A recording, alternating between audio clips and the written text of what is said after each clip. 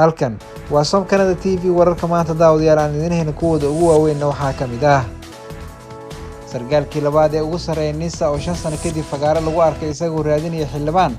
guddiga doorashooyinka heer federaal oo qarka u saaran inay kala tagaan ra'iisul wasaare Roble oo shaaciyay in dalka xaalad adag uu galay maxaa ka jiray madaxweyne Farmaajo oo kuraasta taalay inta badan gobolada dalka uu gacanta ku dhigay qodobadaas iyo qodobo kale ayaan idinku haynaa balse marka hore aan ku bilowno sargaalkii labaad ee ugu sareeyay hay'adda nabad sugidda iyo sirdoonka qaranka ee NISA oo 5 sano kadib fagaaro lagu arkay isagoo xildhibaan raadinaya sargaalkan ugu sareeyay hay'adda sirdoonka Soomaaliya ee NISA ayaa markii ugu horeysay muddo 5 sano kadib lagu arkay goob fagaaro ah isagoo u ololeynaya kursi xildhibaan golaha shacabka baarlamaanka Soomaaliya Cabdullaahi Aadan Kulane ayaa gaaray magaalada Caabudaaq ee gobolka Galgaduud halkaas oo lagu soo dhaweeyay waxaana ahayd markii ugu horeysay muuqaal laga qaado ama sawiro inta uu ku jiray dowladda uu hogaaminayo madaxweyne Maxamed Cabdullaahi Farmaajo oo uu ahaa madaxa dowladda u qaabilsan gobolka Gado iyo arrimaha siyaasadda musharax Cabdullaahi Kulane oo ku eedeysan tacdiyo badan oo hay'adda NISA geystay sida uu ka mid yahay kiiska Ikraan Tahliil oo ahayd sargaalad ka tirsan NISA ayaa hadda raadinaya inuu noqdo xildhibaan golaha shacabka kursiga tirsigiisu yahay Hob Eber 40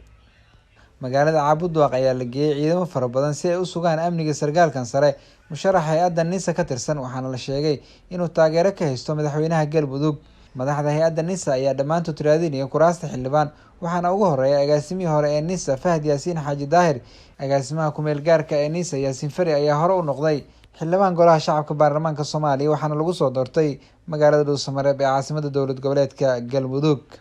guddiga doorashooyinka heer federaal oo qarka u saaran inay kala tagaan afhayeenka guddiga doorashooyinka dalka Axmed Safiina oo wareysiiyay BBC-da ayaa sheegay in muddo 3 bilood aysan qaadanin wax mushaar ah isla markaana uu guddigu soo food saartay dhaqaale la'aan mushaaraad aan qaadano waxaana ugu dambeysay bishii Oktoobar ee sanadkii dhamaaday 2021 muddo 3 bilood ah guddiyada doorashooyinka ma qaadanin wax mushaar ah weli waxaan u taaganahay dhamaystirka howlaha doorashooyinka oo waa la iska heli doonaa dhaqaalaha inta naga maqan ayuu yiri afhayeenka guddiga doorashooyinka dalka Axmed Safiina wuxuu intaas ku daray Axmed Safiina in beesha caalamka uu shuruud ku xirtay bixinta dhaqaalaha doorashada in la qabto doorashada 3 meelood 2 meel iyo in la dhamaystiro qoondada haweenka baarlamaanka Soomaaliya oo ku tilmaamay inaysan weli gaarin shuruudii loogu talagalay hadalkan ka soo yeeray afhayeenka guddiga doorashooyinka dalka ayaa imaanaya xilli guddiyada doorashada dalka ay si dardar leh u wadaan howlaha doorashooyinka dalka oo lagu wado in lagu soo gabagabeeyo 25 Febraayo ee sanadkan madaxweyne Farmaajo oo xarana waraaqaha aqoonsiga kaga gudoomay safiirka Mareykanka ee u soo magacaabay Soomaaliya madaxweynaha Jamhuuriyadda Federaalka Soomaaliya Mudane Maxamed Cabdullaahi Farmaajo ayaa xalay waraaqaha aqoonsiga danjirinimo uga gudoomay xarane safiirka cusub ee Mareykanka u soo magacaabay Soomaaliya Lady Andra oo ah safiirka cusub ee madaxweynaha Mareykanka u soo magacaabay Soomaaliya ayaa waraaqaha aqoonsiga danjirinimo u gudbiyay madaxweynaha Soomaaliya Maxamed Cabdullaahi Farmaajo danjire Leeri ayaa dowladda Soomaaliya uga mahadceliyay soo dhaweynta diiran uu kala kulmay isagoo sidoo kale soo bandhigay dadaalada uu ku bixin doono xoojinta xiriirka wax wada qabsiga labada dowladood madaxweyne Farmaajo ayaa danjiraha cusub la wadaagay horumarka dowladda federaalka ay ka xaqiijisay dhinacyada amniga dib u dhiska ciidanka dib u habeynta hay'adaha maaliyadda la dagaalanka musuqmaasuqa iyo deyn cafinta waxaana madaxweynaha danjire Andra ka wada hadleen xoojinta xiriirka diblomaasiyadeed ee labada dal ayaa lagu yiri war qoraal ah oo ka soo baxay filla Soomaaliya madaxweynaha iyo safiirka cusub ee Mareykanka ayaa wada hadalka hor diiradda waxay ku saareen kor u qaadida iskaashiga dhaqaale amniga iyo la dagaalanka argagixisada arrimaha bini'aadanimada iyo horumarinta Soomaaliya madaxweyne Maxamed Cabdullaahi Farmaajo ayaa ugu hambaliyay danjire Lady Andra xilka safiirnimo ee loo soo igmaday isagoo la wadaagay in dowladda Soomaaliya ay ku garab istaagayso gudashada waajibaadka diblomaasiyadeed ee loo igmaday ayaa lagu yiri qoraalka filla Soomaaliya ka soo baxay danjiraha cusub ayaa bedelaya safiirkii hore ee Mareykanka u joogay Soomaaliya Donald Yamamoto kaasoo caan ka noqday dalka maadaama uu la kulmay mawjadaha khilaafka kala guurka ahaa ee Soomaaliya oo ku dhex jiray 2 sano ee la soo dhaafay ra'iisul wasaaraha Soomaaliya Maxamed Xuseen Roble waxa uu shaaciyay in dalka uu galay xaalad adag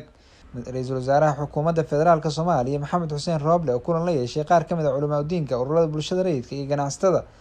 oo uu kala hadlayay sidii loo dardargelin lahaa gurmadka dadka Soomaaliyeed ee abaartu ay saameysay ra'iisul wasaare Roble ayaa sheegay in lagama maarmaan ay tahay in shacabka Soomaaliyeed iyo dowladdu ay iska kaashadaan sidii loo dardargelin lahaa dadaalada loogu gurmanayo dadka abaaraha ay saameeyeen way ka sii daraysaa xaaladda abaarta haddii aan dadaalada gurmadka la dadejin lana mideynin waxay u hobsiiban kartaa macluul keenta musiibo xoog badan ayuu yiri ra'iisul wasaaraha Soomaaliya oo markale ku celiyay in dalka uu ku jiro xaalad abaareed oo saameyn ku yeelatay 5 milyan oo qof oo Soomaaliyeed. Ra'iisul Wasaaraha ayaa dhowrkii maalmood ee lasoo dhaafay kulamo kala duwan la yeeshay madaxda kala duwan ee hay'adaha kala duwan ee caalamka, isagoo kala hadlay sidii gurmad degdeg ah loogu fidin lahaa dadka Soomaaliyeed ee abaartu ba'an ay saameysay. Howlaha doorashada ee dalka ka socda waxay muhiim u yihiin mustaqbalka dalka, balse waa inaysan naga mashquulin inaan u gurmano dadkeena abaarta saameysay oon iyo gaajo la ildaran. Sidaas oo ay muhiim nooga tahay in culimada, bulshada rayidka iyo ganacsatada kaalin hormuud ah ay ka qaataan hawsha gurmadka, ayuu yiri Ra'iisul Wasaare Roble. Ugu dambeyntii, Ra'iisul Wasaaraha ayaa tilmaamay in xukuumadda Soomaaliya ay ka go'an tahay sameynta wax kasta oo karaankeeda ah si dadka abaarta saameysay loo badbaadiyo. Maxaa ka jira in madaxweyne Farmaajo uu gacanta ku dhigay kuraasta taalla Baraawe, Beledweyne iyo Garbaharey? 16 kursi oo Garbaharey taalo, 25 kursi oo Beledweyne taalo iyo 26 kursi oo Baraawe taalo macno weyn ayay u sameynaysaa madaxweyne Farmaajo haddii uu gacanta ku dhigo. Madaxweyne Maxamed Cabdullaahi Farmaajo oo kusoo durqaya inuu qaato inta badan kuraasta deegaan doorashada labaad oo ahayd aragti uu muddo dheer ku dagaalamayay. Waxaa jirta 5 deegaan doorasho oo ka baxsan caasimadaha dowlad goboleedyada. Xaalada siyaasadeed magaalooyinkaasi, daruufo ammaan iyo cidda awoodda ku leh ayaa ku tusinaysa xisaab ka duwan midda doorashada ee sawiran.